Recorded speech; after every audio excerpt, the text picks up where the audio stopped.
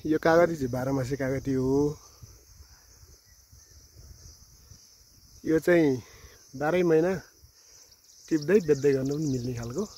यसमा हामीसँग बिरुवाहरू टन्नै छ, चाहिएमा सम्पर्क गर्नु होला। यसमा चाहिँ दानाहरू लाग्न थालिसकेको छ। यो खालको चाहिँ फल्छ, यो खालको। अहिले चाहिँ दाना मसिनो लाग्ने समय हो।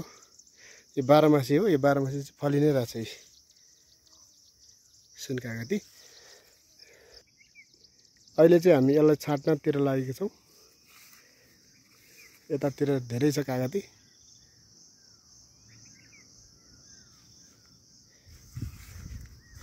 हामीले बिरुवा पनि निकाल्दैछौँ। बिरुवा चाहिएमा सम्पर्क गर्नु होला।